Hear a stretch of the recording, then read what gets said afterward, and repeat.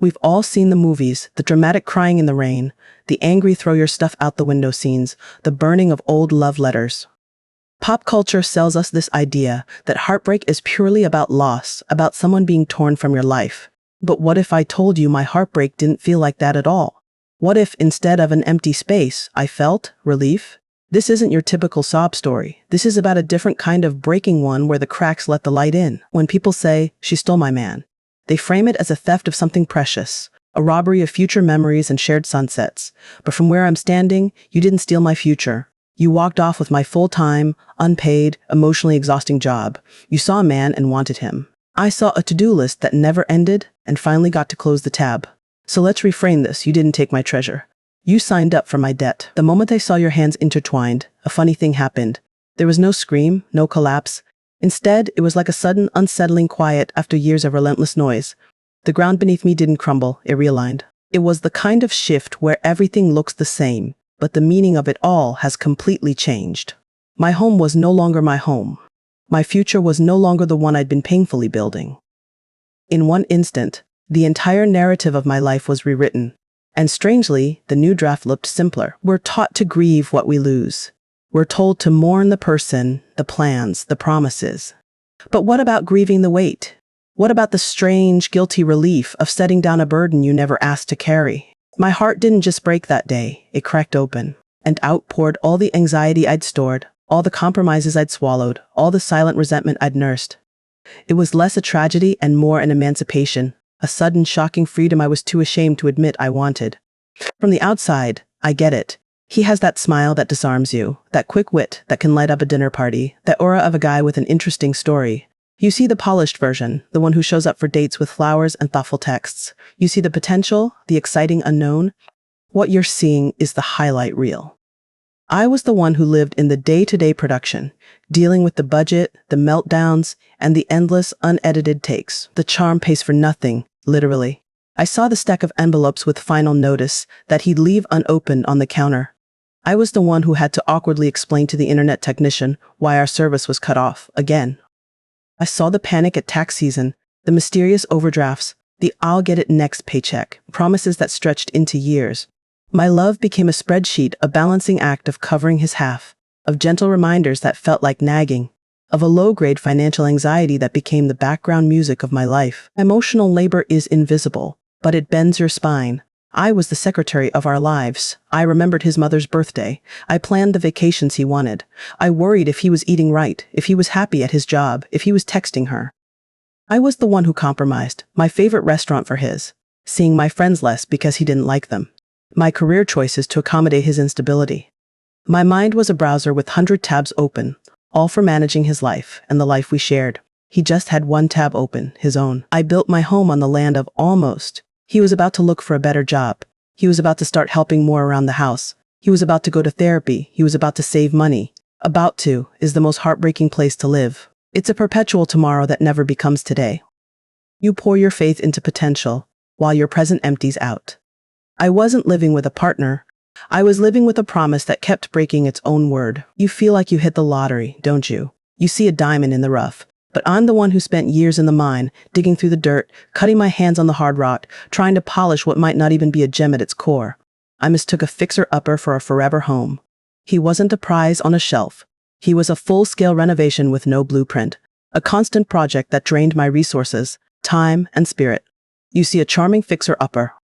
You see a charming fixer-upper. I see the cracked foundation and the termite damage I could never afford to repair. UK de soul habilitation in the termite. Everyone has baggage, right?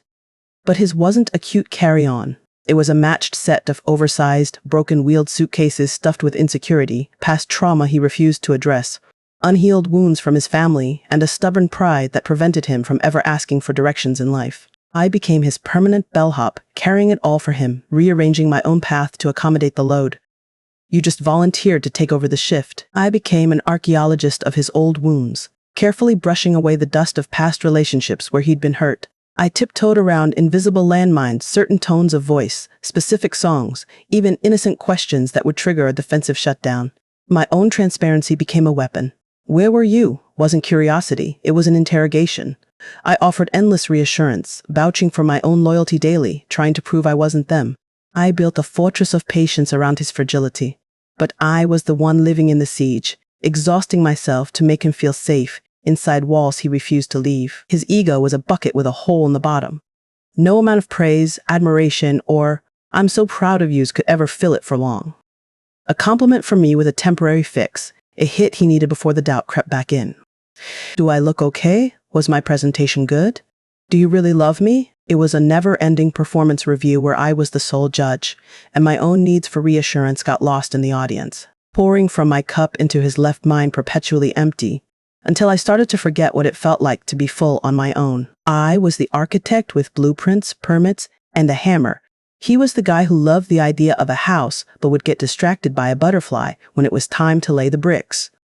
Someday was his favorite word for everything. Someday we'd get married. Someday we'd buy a house. Someday we'd start a family. Meanwhile, I was saving the down payment, researching neighborhoods, and emotionally preparing for a someday he kept moving further away. I was building a life on quicksand, desperately trying to construct something solid on top of his fear of commitment. Let's be clear about the job description you just applied for. 24/7 on-call emotional support, crisis management, financial advisement, ego maintenance, and life coaching with no vacation days, no benefits, and definitely no overtime pay. You didn't steal my dream role, you inherited my burnout. My future wasn't with him. It was trapped because of him. The future I now have is one where my time, my energy, and my mind are my own again. You didn't take my destiny, you freed up my calendar. The silence was the loudest sound I'd ever heard. No more 2M texts, "Can't sleep, can you talk?" No more panicked calls because he locked his keys in the car, again. No more urgent requests to help him draft an email to his boss or to calm him down before a social event he found stressful. The constant, low-grade alarm system of his life that had been wired into my nervous system for years just shut off. The peace was startling, almost uncomfortable. I had to relearn what it was like for my phone to be a tool for my life, not a lifeline for his. Saturday mornings used to mean talking him off a ledge because something minor went wrong at work on Friday. Sundays were for helping him assemble the furniture he impulsively bought, or smoothing over a fight he'd started with a friend. My free time was not my own, it was triage time. Now, my weekends have space. I can read a book in silence. I can be spontaneous. The only mood I manage is my own, and the only mistakes I fix are the ones I choose to make. It was like closing 1,000 browser tabs at once. The mental clutter was deafening. Remember to book his dentist appointment. Did he pay his half of the electric bill? Should I plan a fun weekend to cheer him up? What groceries does he like? Don't mention that topic, it upsets him. This invisible, weightless, exhausting admin work for two souls, just, poof, gone. The sheer cognitive space that opened up was breathtaking. My mind became a clean, quiet room instead of a chaotic operations center for a failing startup. The initial void was terrifying. The absence of his chaos felt like emptiness. But slowly, the deafening silence of his absence became just quiet. Not empty, but peaceful. And in that peaceful quiet, I discovered something incredible: space. Physical space in my home that wasn't filled with his clutter. Mental space to think my own thoughts. Emotional space to feel my own feelings, not just react to his. It was the space I had been begging for years, but could never have while he was in the room, taking up all the air. I found her in small ways first. The girl who could get lost in a playlist for hours. The woman who loved bad horror movies and good wine without commentary. The person with opinions on politics, art, and life that weren't filtered through "what would he think?" I had to reintroduce myself to my own likes, my own dislikes, my own rhythms.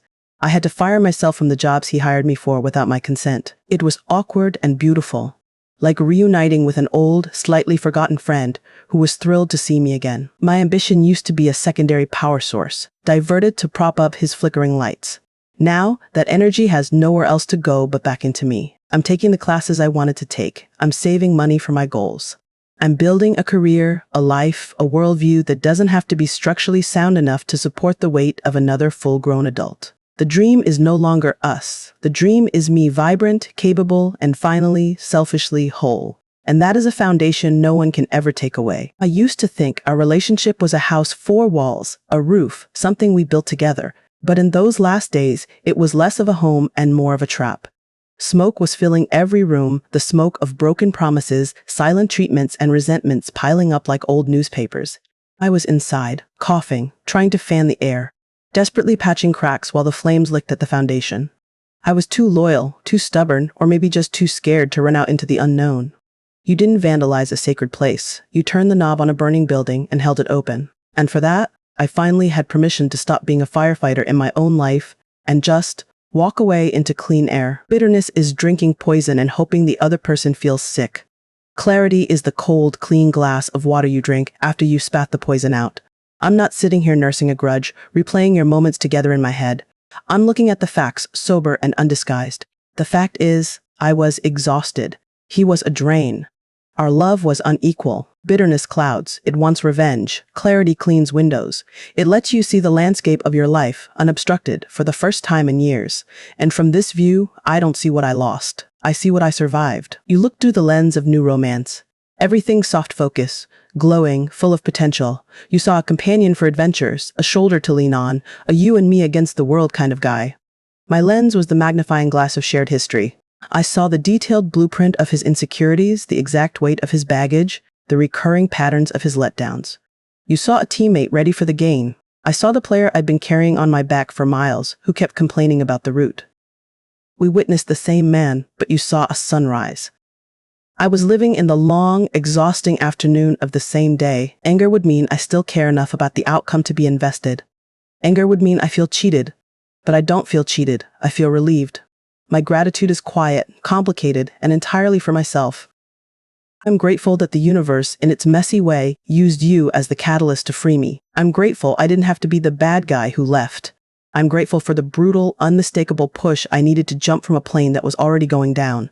It's not the thank you note you'd expect, but it's the most honest one I have. There's a physical sensation to this relief, a literal straightening of my spine. I catch myself not hunched over my phone, my jaw not clenched with the day's low-grade stress. I can take a full, deep breath that doesn't hitch with someone else's anxiety. The burden wasn't love. It was the management of his life. And you signed the transfer papers, so thank you. Not for being kind, but for being the catalyst. The absence of that weight is a gift I feel in my muscles, in my sleep, in the quiet calm of my own thoughts. This isn't sarcasm. It's a genuine, distant hope, like hoping it doesn't rain on a stranger's wedding day. Maybe with you, he will have become the man I kept waiting for. Maybe your love is the magic ingredient that finally makes him consistent, accountable, and whole. Or maybe, just maybe, you'll love the version of him that needs fixing, and that will be enough for you. My well wishes are real, but they come from a place so far removed from him now. It's like wishing well for a character in a book I've finished reading. There may come a night, maybe months from now, maybe years when you're picking up his clothes for the 1,000th time, or calming a spiral that feels familiar, or sacrificing a piece of your dream to accommodate his instability. In that moment, a quiet thought might whisper to you, it won't be about me.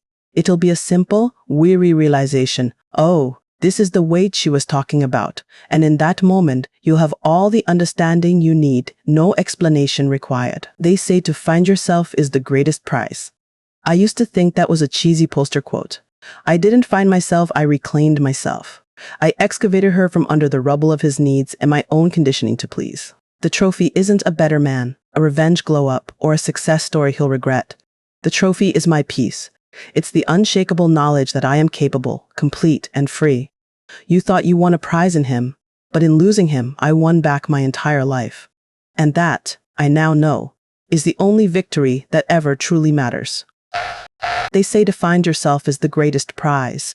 I used to think that was a cheesy poster quote. I didn't find myself, I reclaimed myself. I excavated her from under the rubble of his needs and my own conditioning to please. The trophy isn't a better man, a revenge glow-up, or a success story he'll regret. The trophy is my peace. It's the unshakable knowledge that I am capable, complete, and free. You thought you won a prize in him, but in losing him, I won back my entire life. And that, I now know, is the only victory that ever truly matters.